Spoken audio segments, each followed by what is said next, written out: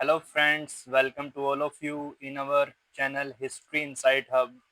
आज हम डिस्कस करने जा रहे हैं 2024 का टीजीटी सोशल साइंस का क्वेश्चन पेपर। तो आशा आप सभी अच्छे होंगे। तो चलिए शुरू करते हैं 91 क्वेश्चन से। फर्स्ट, निम्नलिखित कथनों पर विचार कीजिए। जे.एस. मिल ने अपनी पुस्तक ऑन लिबर्टी में व्यक्तिगत स्वतंत्रता पर चर्चा की है। ये दोस्तों बिल्कुल सही कथन दिया गया है। राइट। सेकंड जो स्टेटमेंट दे रखी है इन्होंने, पढ़ते हैं। वह स्वयं से संबंधित कार्य, आत्मपरक कार्य और अन्य से संबंधित कार्य अन्य परक कार्य के मध्यांतर करता है, स्पष्ट करता है। ये स्टेटमेंट भी दोस्तों बिल्कुल सही दे रखी है। आपको वैसे पता होना चाहिए कि जो आत्मपरक कार्य है मतलब सेल्फ रिगार्डिंग एक्शन, ये कौन से होते हैं? जो खुद से संबंधित होते हैं। फॉर एग्जाम्पल, आप वीडियो गेम खेल रहे हो, या आप स्मोकिंग कर रहे हो, या आप चाय बना रहे हो, तो ये खुद से संबंधित एक्शन है। इनका प्रभाव केवल आपके ऊपर पड़ेगा। बट जो अदर रिगार्डिंग एक्शन है, इसमें अफेक्ट पड़ता है बाहर के लोगों पर, आउटसाइडर्स पर। ठीक है जी। फॉर एग्जाम्पल, मान लो आप स्मोकिंग कर रहे हो पब्लिक में, तो ये हो जाएगा अदर रिगार्डिंग एक्शन, क्योंकि उसका प्रभाव आसपास खड़े हुए लोगों पर भी पड़ता है। ठीक है, तो ऐसे आप समझ सकते हो सेल्फ रिगार्डिंग एक्शन को और अदर रिगार्डिंग एक्शन को। कुछ जैसे अभी इसका तो आंसर ये हो जाएगा बिल्कुल बोथ 1 and 2 करेक्ट। बट आपको थोड़ा एडिशनल बता रहा हूँ मैं इनके बारे में।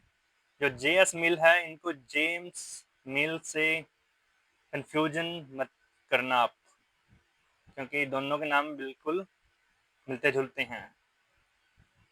ठीक है, तो जेम्स मिल है एक, तो जेम्स मिल, इनकी बुक का नाम है हिस्ट्री ऑफ ब्रिटिश इंडिया। और ये कौन है? जे.एस. मिल, जे.एस. मिल, इनका मतलब है जॉन स्टुअर्ट मिल। और जो इनकी ये स्टेटमेंट है ऑन लिबर्टी बुक है, और इनसे अलग एक बुक और है इनकी, जे.एस. मिल की, उसका नाम है स्टेट, ये anarchy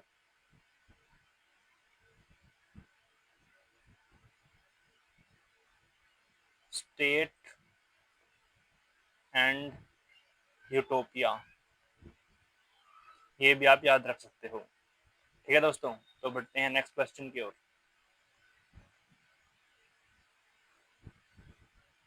Which statement is false regarding the tripartite struggle for control over Kannauj? ये हिस्ट्री का बहुत इंपॉर्टेंट टॉपिक है दोस्तों। ये जो स्ट्रगल हुआ था, ये हुआ था पालाज के बीच में, राष्ट्रकूटा और गुर्जर प्रतिहार, इन तीनों के बीच में हुआ था। और किसको लेकर हुआ था? ये हुआ था कन्नौज को लेकर। कन्नौज कहाँ पर है? जैसे ये अपना इंडिया हो गया। ठीक है दोस्तों, तो यहाँ पड़ता है आसपास कन्नौज। यहाँ आसपास जो बंगाल के आसपास का एरिया था, यहाँ पर कौन रूल करते थे? पालाज। और जो ये एरिया है, यहाँ पर कौन रूल करते थे? यहाँ पर करते थे गुर्जर प्रतिहार। और जो ये एरिया है यहाँ पर करते थे दोस्तों राष्ट्रकूटाज। और यहाँ पर प्रतिहार, यहाँ पर, और पालाज यहाँ पर। ठीक है जी। तो इन तीनों के बीच में लड़ाई हुई थी, किसको लेके? कन्नौज पर आक्रमण किया था इन तीनों ने। और मतलब कन्नौज इनका सेंटर पॉइंट ऑफ कन्फ्लिक्ट था, क्योंकि ये बहुत ज़्यादा फर्टाइल एरिया था। ठीक है, तो अभी इसके कथन पढ़ते हैं हम, इससे संबंधित जो दे रखे हैं इन्होंने। The political economic importance of Kannauj city was the reason of this conflict. Yes, ये बिल्कुल सही है, क्योंकि जो कन्नौज है एक प्रकार से की कह सकते हो आप इसको, नॉर्थ इंडिया की, उत्तर भारत की।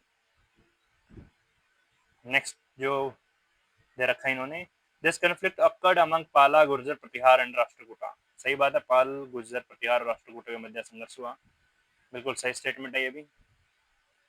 सर्वप्रथम वत्सराज और धर्मपाल ने इस संघर्ष को प्रारंभ किया। बिल्कुल ये भी सही स्टेटमेंट है जी, क्योंकि जो वत्सराज हैं ये किससे संबंधित हैं, ये है गुर्जर प्रतिहार राजवंश से, और धर्मपाल ये पाल डायनेस्टी से। तो बिल्कुल सही। नेक्स्ट स्टेटमेंट है, इस संघर्ष से अंतोतगत्वा मतलब लास्ट में पाल शासकों को सफलता प्राप्त हुई। ये बिल्कुल गलत बात है, क्योंकि इस संघर्ष में जो सबसे लास्ट में सफलता मिली थी वो मिली थी प्रतिहारों को, गुर्जर प्रतिहारों को। किसको? नागभट्ट को, नागभट्ट दो द्वितीय आई थिंक। और बट एक बात है कि जो एक पाल शासक था उसका नाम था धर्मपाल। क्या नाम था उसका? धर्मपाल। उसने कुछ समय के लिए कन्नौज पर अधिकार कर लिया था। ये बात भी आप याद रख सकते हो दोस्तों, बट कुछ समय के लिए। ठीक है जी, तो बढ़ते हैं नेक्स्ट क्वेश्चन की ओर। ये शासक दे रखे हैं और उपाधि दे रखी हैं, और बताना है कौन सा युगम सुमिलित नहीं है। तो राजाधिराज वन, विजय राजेंद्र, बिल्कुल सही है ये तो। राजेंद्र चोला, शुंगम त्वीर्त, ये तो गलत है। राजेंद्र चोला की जो इन्होंने दे रखी है उपाधि, ये तो है ही नहीं। ये शुंगम त्वीर्त तो किसी टाइटल से भी संबंधित नहीं है। ठीक है दोस्तों, और बाकी क्या है, महेंद्र वर्मन, महेंद्र वर्मन मतविलास, ये सही स्टेटमेंट है। और इनकी बुक का नाम भी है, क्या नाम है बुक का? मत विलास प्रहसन, मतविलास प्रहसन, ये इनकी बुक का नाम है। और मतविलास की उपाधि भी हो गई। और नरसिंह वर्मन, इनकी बुक उपाधि दे रखी है वातापी कोंडा। ये बिल्कुल सही है, क्योंकि वातापी कोंडा पर इसने आक्रमण करके उसको जीत लिया था। वातापी, वातापी किनकी राजधानी थी? बोलो। चालुक्यों की।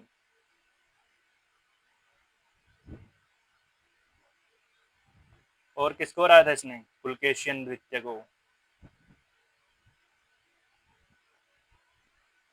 ठीक है दोस्तों, और पुलकेशियन ने किसको हराया था?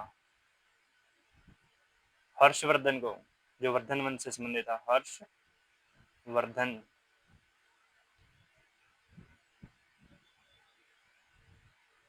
ठीक है दोस्तों, ऐसे आप याद रख सकते हो, लिंक करके पढ़ना है सारे स्टेटमेंट्स को।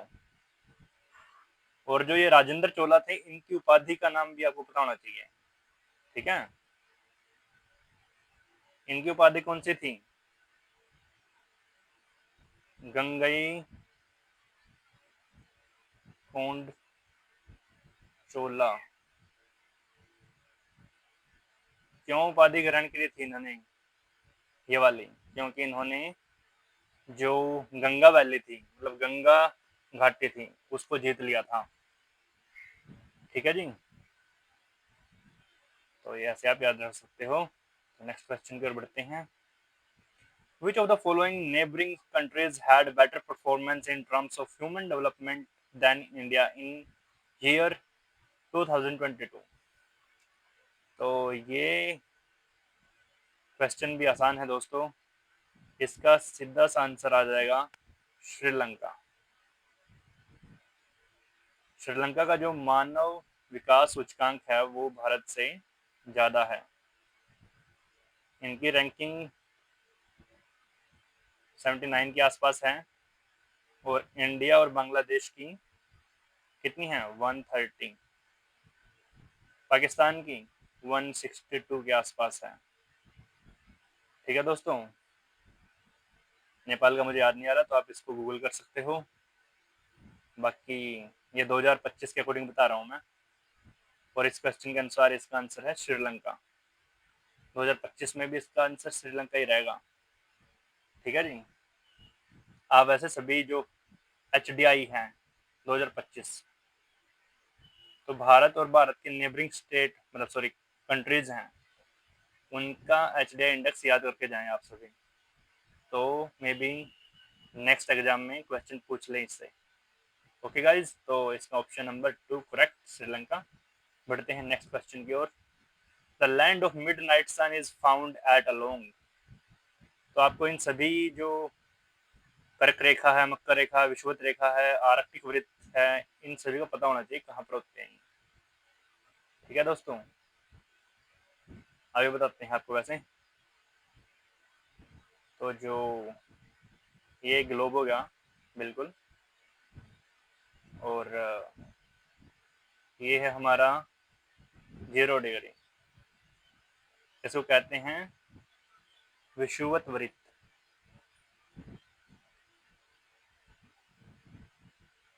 विषुवत वृत्त, और इंग्लिश में कहते हैं इसको इक्वेटोरियल लाइन, इक्वेटर, 0 डिग्री को। और बाकी यहाँ पे एक लाइन है, यहाँ पे एक लाइन है, एक यहाँ पर है, एक यहाँ पर है।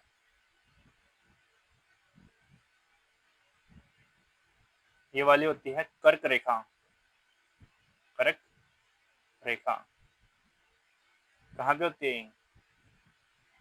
23.5 डिग्री अक्षांश पर। ये नॉर्थ में है। और जो मकर रेखा है, मकर, मकर को क्या कहते हैं इंग्लिश में? कैप्रिकॉर्न। और कर्क को कैंसर। ये भी 23.5 डिग्री साउथ में होती है।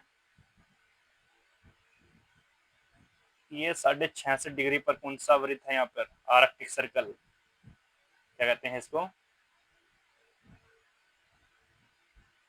आर्कटिक।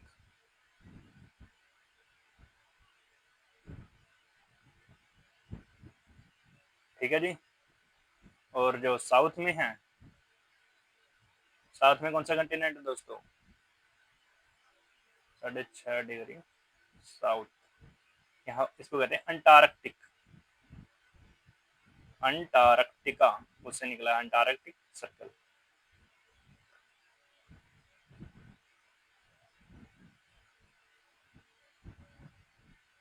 ठीक है जी, तो ये हो गया अपना ग्लोब तैयार। अब बढ़ते हैं क्वेश्चन की ओर। क्वेश्चन पूछा कि मध्य रात्रि के सूर्य की धरती कहाँ पाई जाती है। तो ये आप लॉजिक से भी कर सकते हो बिल्कुल, क्योंकि ज्यादातर जो लैंड है वो नॉर्दर्न हेमिस्फीयर में है, उत्तरी गोलार्ध में उपस्थित है जो ज्यादातर लैंड है। दक्षिणी में तो केवल अंटार्कटिका कंटिनेंट है। तो इसका आंसर आता है दोस्तों आर्कटिक सर्कल के, मतलब आर्कटिक वृत्त के उत्तर में। और कौन कौन से देश आते हैं इसमें? इसमें आ जाएंगे नॉर्वे, स्वीडन,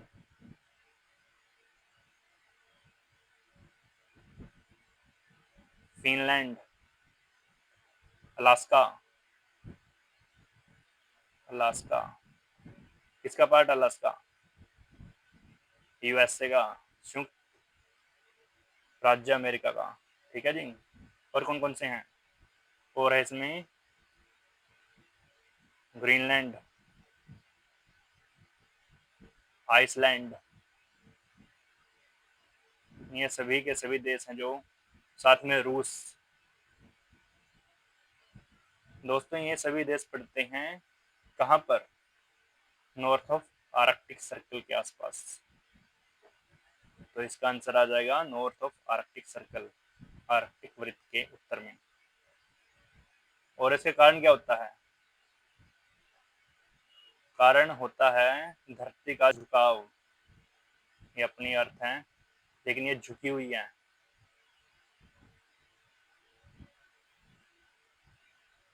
23.5 डिग्री के एंगल पे। ठीक है जी, तो ये 23.5 डिग्री के बराबर है। इसके कारण ही लैंड ऑफ मिड नाइट सन की जो मतलब क्रिया है वो होती है धरती पे। तो बढ़ते हैं नेक्स्ट क्वेश्चन की ओर। Temperature found at upper limit of mesosphere, मध्यमंडल की ऊपरी सीमा पर तापमान पाया जाता है। तो ये तो बिल्कुल आसान क्वेश्चन है, इसका आंसर आएगा -100 डिग्री सेल्सियस। और ये स्टेटमेंट है जो एनसीईआरटी में दे रखा है मैप, आई थिंक 6th की एनसीईआरटी है, उसमें दे रखा है, वहाँ पर -100 डिग्री सेल्सियस तापमान मिलेगा। एक ऐसा आपको डायग्राम दिखेगा उसमें, सॉरी आप ऐसे देखो,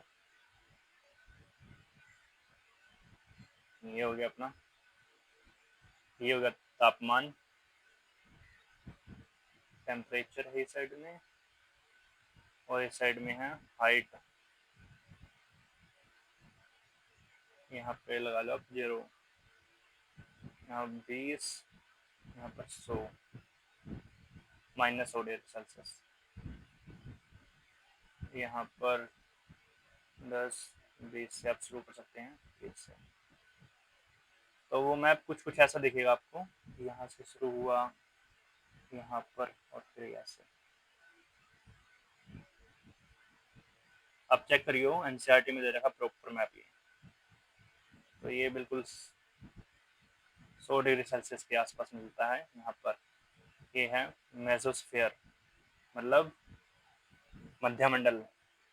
आपको जो लेयर्स हैं पृथ्वी का, जो वायुमंडल है उसके बारे में पता होना चाहिए आपको, सभी लेयर्स के बारे में। अभी बताते हैं, वैसे आपको मैं जानकारी ये बता देता हूँ। ये हो गया अपना जो सबसे पहली लेयर है, ये मान लो अर्थ क्रस्ट है, ये होती है अक्षोभ मंडल।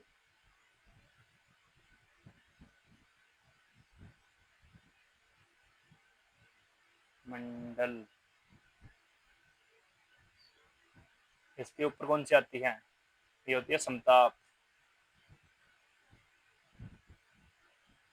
और समताप मंडल में ही कौन सी लेयर पाई जाती है, ओजोन लेयर, O3। इसके ऊपर आता है मध्यमंडल।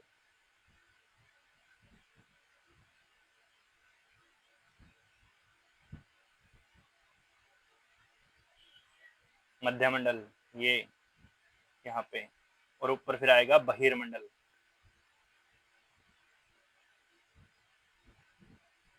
ठीक है जी, तो ये भी आप याद रखिए।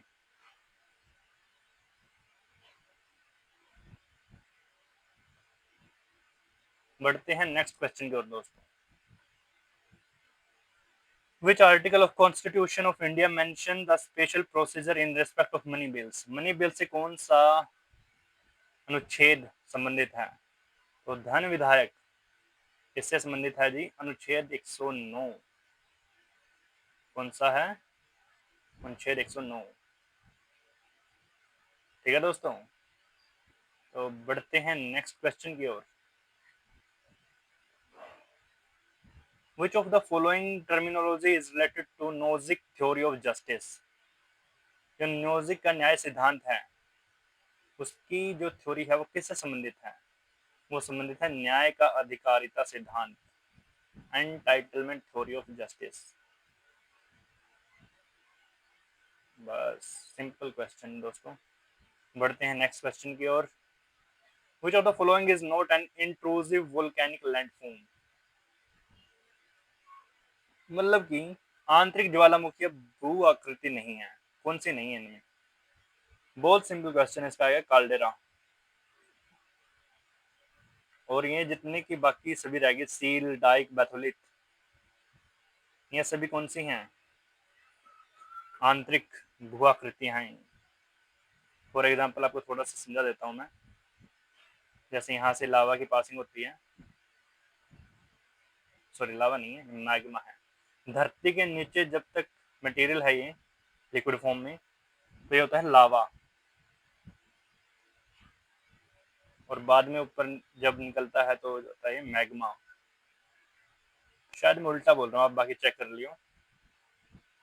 ठीक है दोस्तों, सॉरी मैग्मा आई थिंक नीचे है, मैग्मा गरम मैग्मा कहते हैं, और लावा होता है जब धरती के बाहर आ जाता है।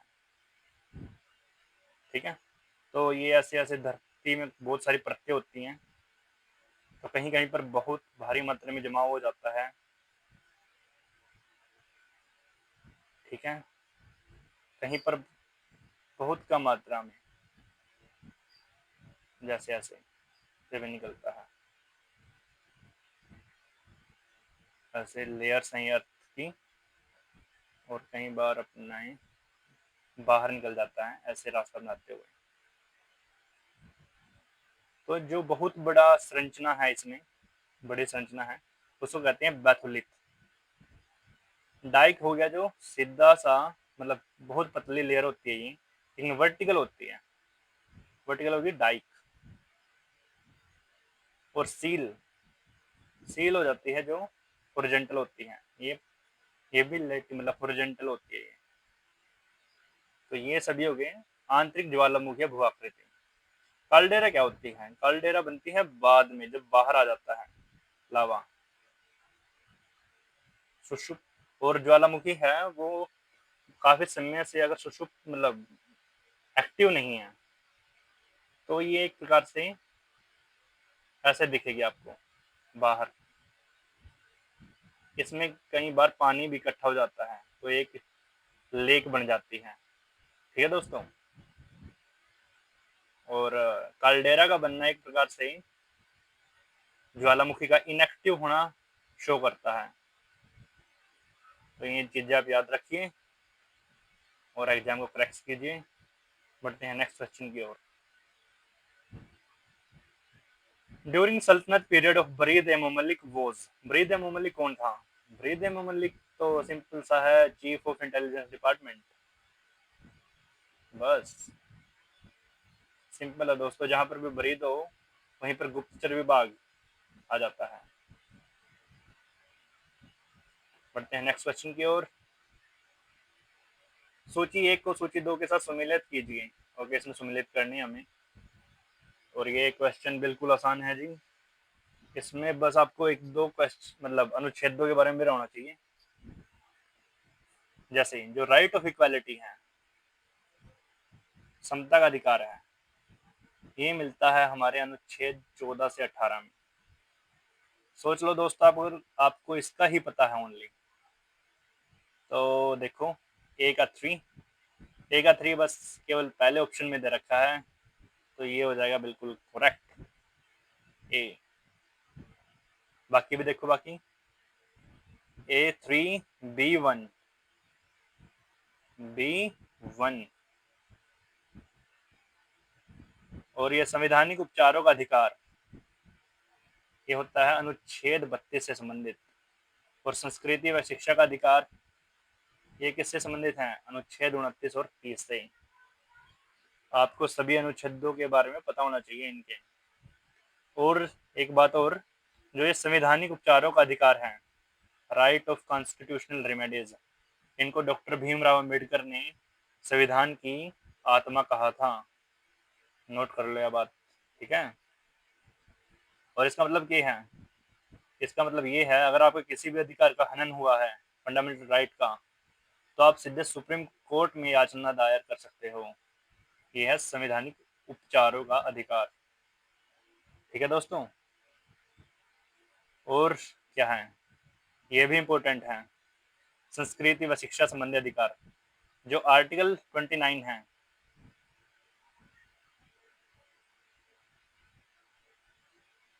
आर्टिकल 29 है, ये करता है जो माइनॉरिटी हैं, अल्पसंख्यक हैं, उनके अधिकारों, उनके हितों की रक्षा। और जो आर्टिकल 30 है ये उनको मतलब माइनॉरिटी को, अल्पसंख्यकों को प्रदान करता है उनके धार्मिक संस्थान खोलने के लिए, उनके खुद के इंस्टीट्यूशन खोलने के लिए ये उनको शक्ति प्रदान करता है। ठीक है दोस्तों, तो ये भी आप याद रखो। बढ़ते हैं नेक्स्ट क्वेश्चन की ओर।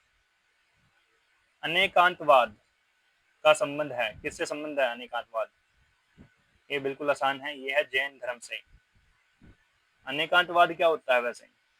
जो जैनिज्म है इस धर्म में कहा गया है कि किसी भी व्यक्ति के एक साइड के परसेप्शन से आप ट्रुथ को नहीं जान सकते, और मान लो आप बहुत सारे व्यक्तियों के जो परसेप्शन हैं, उनके मत हैं, उनके हिसाब से भी चलें तो आप पूरी तरह से सत्य को नहीं जान सकते। ये बात कहता है अनेकांतवाद। वो पार्शियल ट्रुथ ही जान सकते हो आप सभी के विचारों को एक साइड में लगा के। ठीक है जी, बढ़ते हैं नेक्स्ट क्वेश्चन की ओर। Which of the following layer of interior of earth is in liquid state? बिल्कुल बेसिक क्वेश्चन है दोस्तों। ये हमारी अर्थ है, मान लो।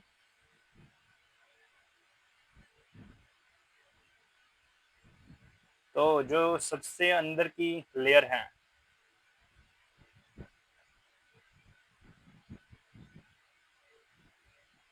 इसको कहते हैं कोर।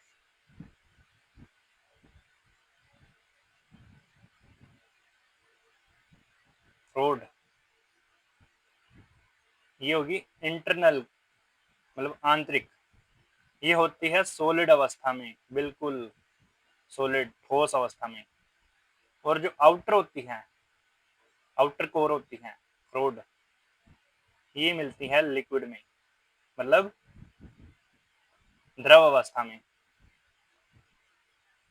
द्रव अवस्था में। तो इसका आंसर आएगा आउटर क्रोड, मतलब बाहरी क्रोड, बाह्य क्रोड। और जो सबसे ऊपर होती है इसको कहते हैं क्रस्ट, और इससे नीचे कौन होती है? मेंटल। ये भी कौन से अवस्था में मिल जाती हैं? ये होती हैं ठोस में, सॉलिड। लिक्विड में ओनली मिलती है बाह्य क्रोड। एक थोड़े एडवांस लेवल की और आपको इंफॉर्मेशन देता हूँ जो इसी से संबंधित है। इसमें डिस्कंटिन्यूटी पूछ लेते हैं कई बार, लेयर्स के बीच में होती है वो, असंतति कहते हैं शायद हिंदी में उसको। तो उसका सीरीज ऐसे है: CM, Radhika, Galav, living, living. C से कोनार्ड, कोनार्ड। ये ऊपर से नीचे तक की डिसकंटिन्यूटी का फॉर्मेट बता रहा हूं मैं आपको। Conrad, Conrad. Mohorovicic, Mohorovicic. R से रैपिटी, रेपिटी। और जी से गुटेनबर्ग, और एल से लहमन। ठीक है दोस्तों, तो ये जो ट्रिक है ये आप याद रखियो। C M Radhika, Galav, living.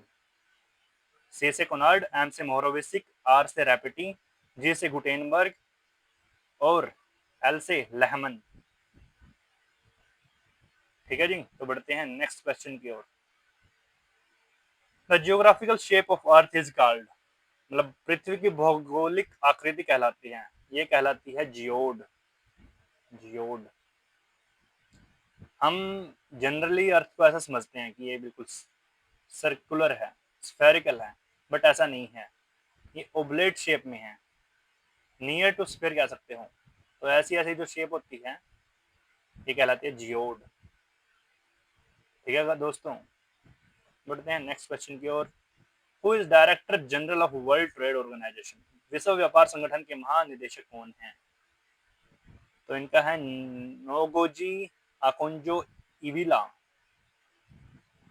अभी जो करंट में है वो ये हैं, और ये बाकी सब भी WTO के ही डायरेक्टर जनरल रही हैं, और ये इन्होंने बिल्कुल सही सीरीज में लगा रखा है। ये 2022 से लेकर 2015 तक थे। इसके बाद आए हैं पास्कल लैमी के बाद आए रॉबर्ट अजेवेडो, और इनके बाद आए हैं नगोजी ओकोंजो इवेला। तो इन्होंने बिल्कुल क्रोनोलॉजिकल ऑर्डर में लगा रखा है, क्रमानुसार। तो इसका वैसे आंसर इस क्वेश्चन के अकॉर्डिंग हो जाएगा Ngozi Okonjo Iweala. Next question, which of the following pairs is not correctly matched?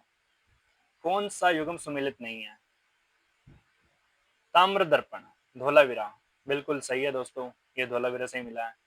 पुरोहित राजा की मूर्ति, पृष्ठ किंग कहते हैं जिसको, वो मिली है मोहनजोदड़ो से, ये भी सही है दोस्तों।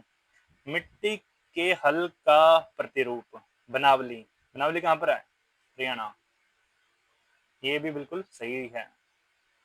प्यासे कौवे की कहानी को प्रदर्शित करने वाला पात्र, कालीबंगा, ये गलत है दोस्तों, ये युग्म सही सम्मिलित नहीं है, क्योंकि जो प्यासे कौवे की कहानी को प्रदर्शित करने वाला जो पात्र है वो कहाँ से मिला है?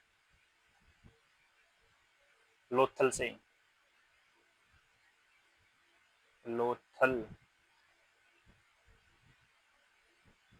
और लोथल कहाँ पर है? गुजरात में। और क्या है, ये पोर्ट है, पोर्ट, उस समय पर पोर्ट की तरह यूज में लिया जाता था लोथल को। नेक्स्ट क्वेश्चन, निम्नलिखित में से कौन सी विशेषताएं मथुरा कला के संबंध में सत्य हैं? ओके, तो मूर्तियों के निर्माण में बलुआ पत्थरों का यूज जो होता था, ये स्टेटमेंट बिल्कुल सही है दोस्तों, मथुरा आर्ट की। ये शैली में बुद्ध, बोधिसत्वों, जैन तीर्थंकरों और हिंदू देवी देवताओं का अंकन हुआ है, ये भी बिल्कुल सही है। कंकाली टीला, मथुरा से बड़ी संख्या में जैन मूर्तियां प्राप्त हुई हैं। दोस्तों जो कंकाली टीला है, इसके बारे में क्वेश्चन आया हुआ है PGT 2021 में, तो आप देख लीजिए, कहीं से क्वेश्चन बनते हैं आपके नेक्स्ट पेपर के लिए, तो सभी के सभी ऑप्शन है उनके एक्सप्लेनेशन को करके जाएं।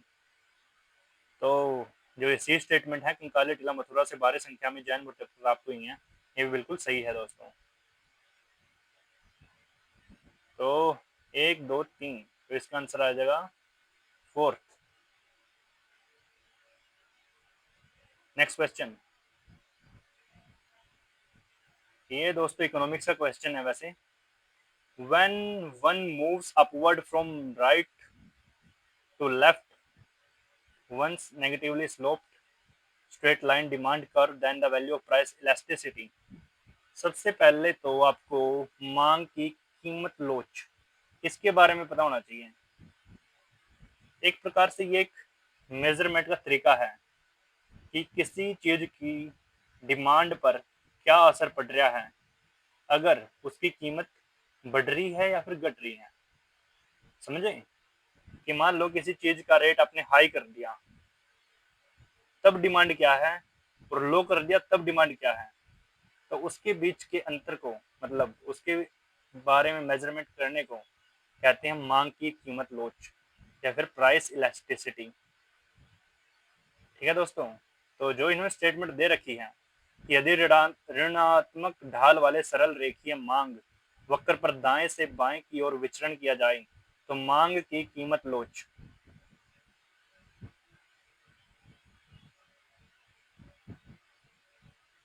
तो ये बिल्कुल ऐसे ही बनेगा वैसे, इसका जो ऐसे यहाँ पर क्वांटिटी और यहाँ पर डिमांड, और इसका आंसर दोस्तों आता है इंक्रीजेस, बढ़ता है। ठीक है, तो बढ़ते हैं नेक्स्ट क्वेश्चन की ओर। Who among the following scholars argued that God not only created Adam as the first man, he was also the first king of the earth and present kings being his successor। ईश्वर ने आदम को पहला मनुष्य ही नहीं बनाया बल्कि वह धरती का पहला राजा भी था और वर्तमान राजा उसी के उत्तराधिकारी हैं। तो ये रॉबर्ट फिल्मर का कथन है दोस्तों, Robert Filmer.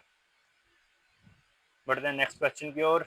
In federal system of government there is, जो संघात्मक शासन व्यवस्था है उसमें सिंपल सी बात है, शक्तियों का वितरण होता है। जो पावर है, पावर वो बांट दी जाती है सेंटर में और स्टेट में। ठीक है, यही है federal system of government. Next question, निम्नलिखित में से कौन सा विद्वान राजनीतिक सिद्धांत के पुनरुत्थान से संबंधित नहीं है? Which of the following scholars is not related to resurgence of political theory?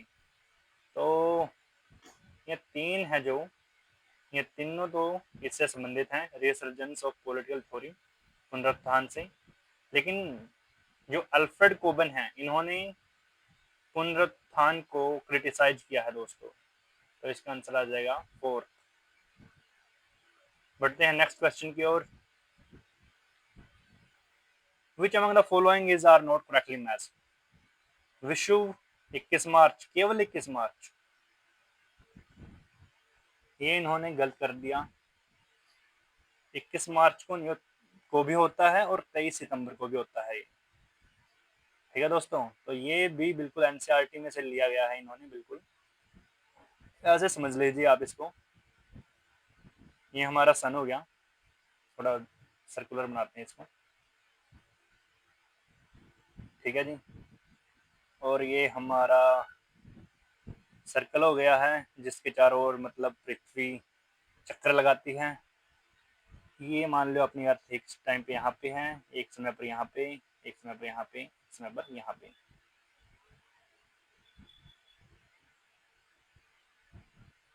ठीक है जी, जो और ये है सनलाइट।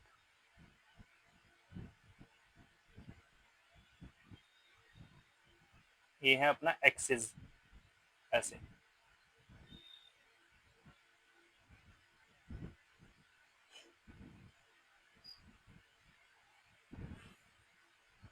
सन अर्थ है।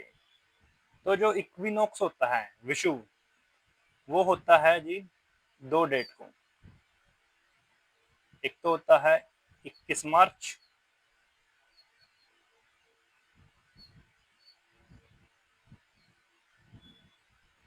और एक होता है 23 सितंबर। तो जो ये पहला स्टेटमेंट इन्होंने दे रखा है, ये विषुव केवल 21 मार्च को, तो ये पहला ही स्टेटमेंट गलत हो जाएगा दोस्तों। तो पहला ही स्टेटमेंट गलत हो गया, जैसे ये गलत हो गया, ये भी गलत हो गया, ये भी गलत हो गया, बस आंसर निकल गया बी और सी, बी और सी। ठीक है, और जो समर सोलस्टाइस होता है, ये होता है जून में होता है, ये 23 जून में, या फिर 21 जून, सॉरी 21 जून। और विंटर सोलस्टाइस ये होता है 22 दिसंबर। ठीक है दोस्तों, तो ये जो डायग्राम है एनसीईआरटी में दे रखा है, आई थिंक 6th की 7th की में, तो आप चेक कर लीजिए इसको, यहाँ से जरूर क्वेश्चन उठता है, पक्का आता है एक। तो बढ़ते हैं नेक्स्ट क्वेश्चन की ओर।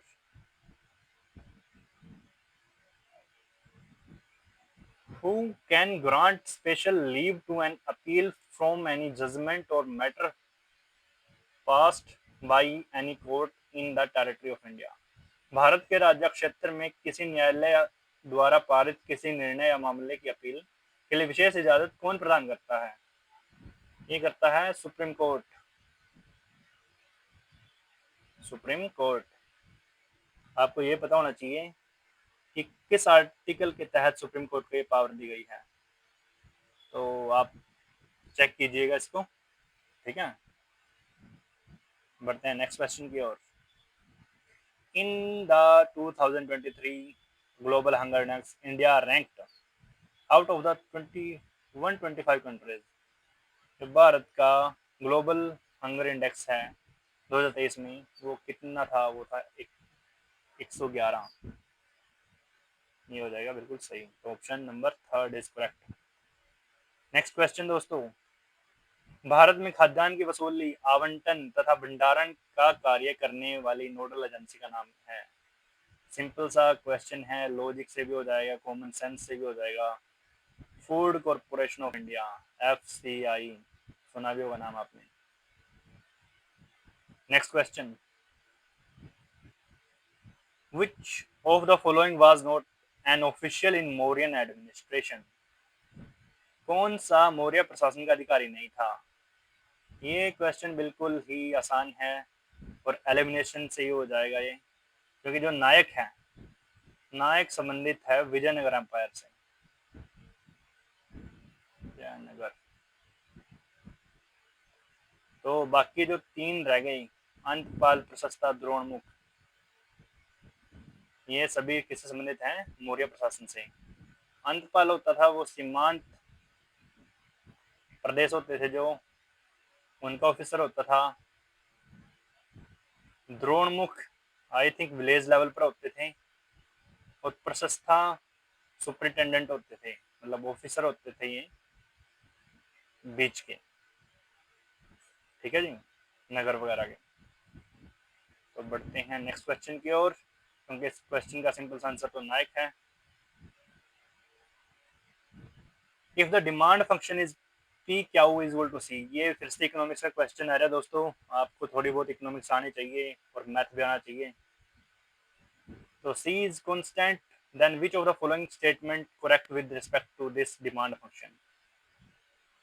तो ये the shape of the demand curve will be rectangular hyperbola। तो आपको वैसे समझा देता हूँ थोड़ा सा। इनकी जो इक्वेशन दे रखी है इन्होंने, P Q is equal to C दे रखा है, और जो हाइपरबोला है, रेक्टेंगुलर हाइपरबोला, इसकी जो इक्वेशन होती है वो होती है X Q is equal to K यहाँ पर भी कांस्टेंट है। तो ये दोनों स्टेटमेंट मैच हो रही हैं, मैच हो रही हैं। तो ये फर्स्ट जो क्वेश्चन, जो फर्स्ट जो ऑप्शन है, ये बिल्कुल करेक्ट हो जाएगा। At all points the demand curve is equal to -1, ये हमें निकालना पड़ेगा दोस्तों। कैसे निकालना पड़ेगा? मैथ से निकलेगा। इन्होंने अपने को क्या दे रखा है? P Q is equal to K, और जो ई होता है, ये क्या है यहाँ पे? डिमांड करो, सॉरी, ऑल पॉइंट डिमांड करो ई इज इक्वल टू -1। तो ई किसके बराबर होता है? ही होएगा इसमें D P by D Q. D P D Q क्या है? ये डेरिवेटिव वो है, मतलब function derivation.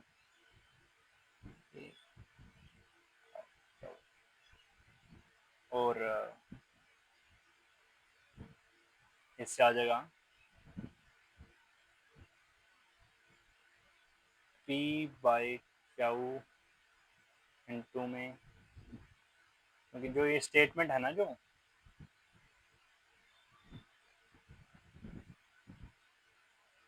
P Q is equal to C, ये यहाँ पर यूज करनी है अब हमें आगे। तो ये आएगा -c बटा में पी स्क्वेयर। तो पी से एक पी है यहाँ पर, पी से एक पी कट जाएगा, तो -c बटा में पी क्यू आ जाएगा। और पी क्यू किसके बराबर है? सी के बराबर है। समझ रहे हो? तो ये हो गया सी के बराबर, क्योंकि P Q is equal to C है। वो तो सी -c बटा में सी -1। ठीक है जी, थोड़ा मैथ है ये। आप अगर आप नहीं समझ में आया हो तो आप गूगल से ही चेक कर सकते हो, या फिर एआई की हेल्प ले सकते हो। तो ये आ जाएगा बिल्कुल सही। At all points on this demand curve, total expenditure will remain the same. ये भी बिल्कुल सही बात है। जब P Q equal to constant दे रखा है तो ऑल पॉइंट्स पर डिमांड कर्व का जो टोटल एक्सपेंडिचर है वो भी सेम ही रहेगा। Simple. At all points on this demand curve, the product of P and Q will be same. ये भी बात सही है। तो इसमें मतलब क्या है कि चारों की चारों स्टेटमेंट है दोस्तों वो बिल्कुल सही है। तो 4 आ जाएगा इसका answer. Next question, as per continental drift theory of Alfred Wegener, महाद्वीपीय विस्थापन सिद्धांत के अनुसार निम्नलिखित में से कौन सा सही सम्मिलित है? क्या था ये? अल्फ्रेड वेगनर ने कंटिनेंटल ड्रिफ्ट थ्योरी दी थी। कब दी थी? 1912 में। 1912 में। और इसके जो मेन बिंदु हैं वो ये हैं कि जो पहले पृथ्वी पर जितने भी द्वीप थे, महाद्वीप थे, वो सभी जुड़े हुए थे। फॉर एग्जाम्पल ये हमारी अर्थ और ये था सुपर कंटिनेंट। क्या कहते थे इसको? सुपर महाद्वीप। क्या नाम दिया गया था इसको? पेंजिया। और जो ये महासागर था, सुपर महासागर मतलब मेगा ओशन, महासमुद्र, इसको क्या नाम दिया गया था? इसको नाम दिया गया था पैंथलासा।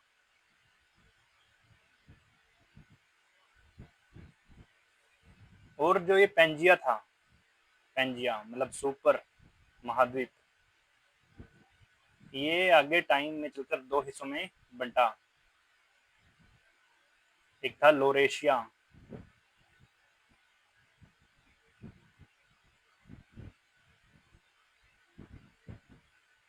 लोरेशिया, और दूसरा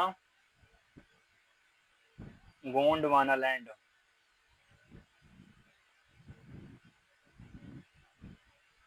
अब बढ़ते हैं क्वेश्चन की ओर।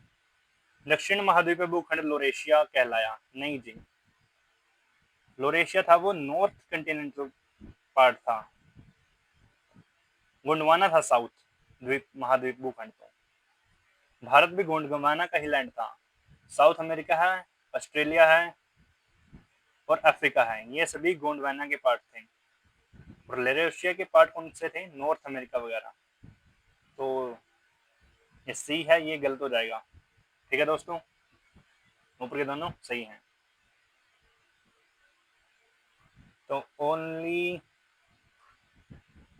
क्या पूछ रखा है? सुमेलित हैं। सुमेलित तो इसमें ए और बी हो गए बस। सॉरी।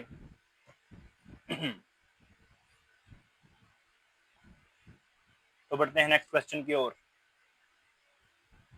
भारत सरकार के द्वारा सूचना के अधिकार के अधिनियम को किस वर्ष में लागू किया गया?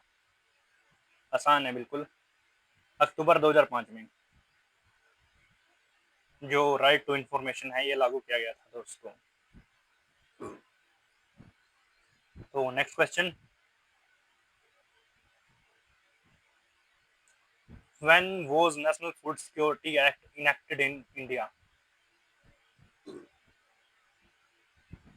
खाद्य सुरक्षा अधिनियम कब लागू हुआ था?